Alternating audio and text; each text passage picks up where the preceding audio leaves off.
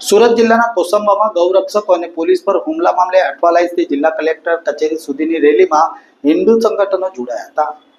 સુરત જિલ્લામાં આવેલા કોસંબામાં ગૌરક્ષકો અને પોલીસ પર હુમલાનો મામલે હિન્દુ સંગઠનમાં ભારે રોષ જોવા મળ્યો હતો।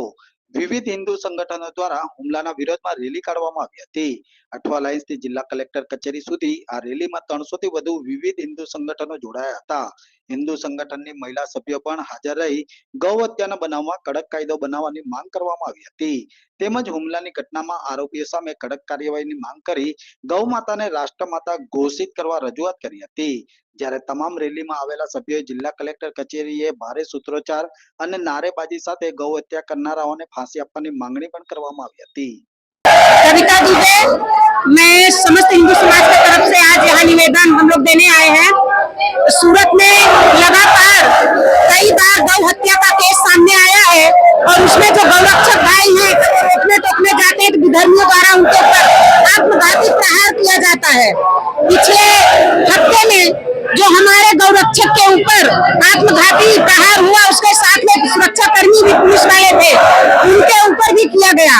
तो हमारी गुजरात सरकार से मांग है कि इनके ऊपर राष्ट्रद्रोह का भी केस लगाए। अगर वर्दी में पुलिस अधिकारी है उसके ऊपर प्रहार होता है तो राष्ट्रद्रोह के ही दायरे में आता है और गौ माता को राष्ट्र माता और राज्य माता का दर्जा मिलना अति आवश्यक है।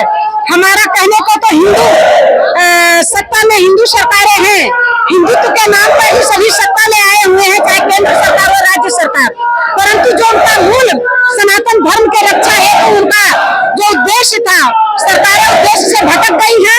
सरकार गौ रक्षा करने में असमर्थ हो रही है। यहाँ तक कि उनके सुरक्षा कर्मी के ऊपर भी जिहादियों का मनोबल इतना है कि प्रहार कर रहे हैं। तो हमारी एक मांगनी है कि जितने दोषी पकड़े गए हैं सबकी नागरिकता समाप्त करके इनके ऊपर कठोर कार्रवाई हो, जल्द से जल्द गौ माता को राज्य माता घोषित करें और गौ रक्षा को सुरक्षित करने के लिए गोवंश को कोई न कोई कानून बनाए।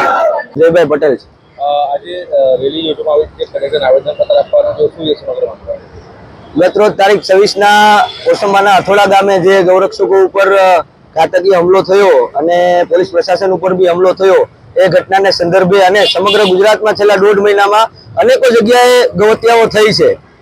તો ગૌરક્ષાની અને ગૌહત્યા નાબૂદની વાત કરતી આ સરકારને એક આવેદનપત્ર એટલા માટે આપવામાં આવ્યું કે આ ગૌહત્યારાઓને કાયદાનો કોઈ ડર નથી। આ ગૌહત્યારાઓને કાયદાનો ડર ત્યારે જ થશે જ્યારે ગૌ માતાને રાજ્ય માતા જાહેર કરવામાં આવે કે ગૌ માતાને રાષ્ટ્રમાતા જાહેર કરવામાં આવે અને સમગ્ર ગુજરાતમાં ગૌ હત્યાના વિરુદ્ધના કાયદા કડકમાં કડક કરવામાં આવે। કેવી રીતે હિંસક હુમલો હતો?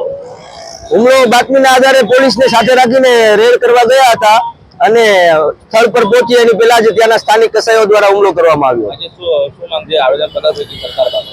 સરકાર પાસે એક જ માંગ છે કે ગૌ માતાને રાજ્ય માતા જાહેર કરવામાં આવે, રાષ્ટ્રમાતા જાહેર કરવામાં આવે અને કાયદો વધારે કડક કરવામાં આવે અને સુરત અને સુરત ગ્રામ્યના સુરત મહાનગર અને સુરત ગ્રામ્યમાં જેટલા પણ કસાઈઓ છે જેની ઉપર અનેકો ગૌ હત્યાના આરોપો છે એ તમામને પાસા અથવા તો ગૌ હત્યાના આરોપીઓને ગુસ્સીટોક હેઠળ એના વિરુદ્ધ કાયદેસરની કાર્યવાહી કરવામાં આવે આવી સરકાર પાસે માંગ છે।